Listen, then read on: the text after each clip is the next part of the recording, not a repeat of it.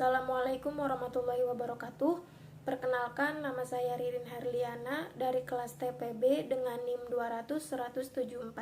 Di sini saya akan menjelaskan tentang fluid properties. Fluida properties atau sifat cairan, yang dimana fluida ini ada dua macam. Yang pertama itu cairan dan yang kedua itu gas. Watak dari fluida sendiri itu mengalir, mengisi ruangan yang mewadahinya. Fluida properties atau sifat cairan yang pertama itu adalah densitas atau massa jenis dan berat spesifik, yang dimana densitas sendiri adalah massa per satuan volume, sedangkan berat spesifik adalah berat per satuan volume. Yang kedua itu ada tekanan. Nah, dalam hal ini ada tekanan absolut dan ada juga tekanan alat ukur atau gauge pressure. Yang disebut terakhir tidak lain adalah tekanan absolut dikurangi tekanan atmosfer atau 1 atm. Nah, tekanan fluida biasanya diukur dengan manometer. Manometer sendiri itu cairan, atau barometer. Barometer ini gas. Yang ketiga ada temperatur atau suhu. Yang temperatur atau suhu, panas spesifik, konduktivitas termal, dan koefisien ekspansi termal, yang dimana panas spesifik sendiri adalah jumlah energi panas yang diperlukan untuk menaikkan satu satuan massa sebesar 1 derajat. Konduktivitas termal menunjukkan kemampuan fluida untuk menghantarkan atau mengkonduksikan panas, sedangkan koefisien ekspansi termal menghubungkan antara temperatur dan densitas pada tekanan konstan. Terus sifat cairan yang keempat itu ada compressibility. Dalam hal ini fluida bisa dibagi menjadi compressible fluid dan incompressible fluid. Secara umum cairan bersifat incompressible sedangkan gas bersifat compressible. Kemampuan suatu fluida untuk bisa dikompresi ini biasanya dinyatakan dalam buku Compressibility Modulus.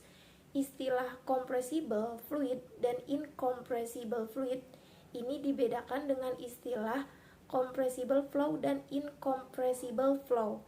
Compressible flow adalah aliran di mana densitas fluidanya itu tidak berubah di dalam medan aliran atau flow field. Misalnya nih ya, kayak aliran air. Nah, sedangkan incompressible flow ini aliran di mana densitas fluidanya itu berubah.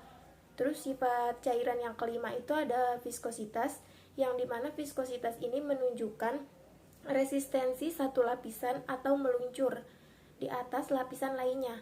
Definisi lain dari viskositas itu dikaitkan dengan ada tidaknya geseran atau shear. Dengan demikian, viskositas berhubungan langsung dengan besarnya friksi dan tegangan geser yang terjadi pada partikel fluida. Dalam hal ini, fluida bisa dibedakan menjadi viscous fluid dan inviscid fluid. Kadang disebut juga non-viscous fluid atau frictionless fluid. Sebetulnya, semua fluida pasti memiliki viskositas berapapun kecilnya, tapi ketika viskositasnya sangat kecil dan bisa diabaikan, maka biasanya diasumsikan sebagai inviscid fluid. Fluida yang berada di dalam lapis batas atau boundary layer biasanya diperlakukan sebagai viscous, sedangkan fluida yang berada di luar lapis batas diperlakukan sebagai inviscid.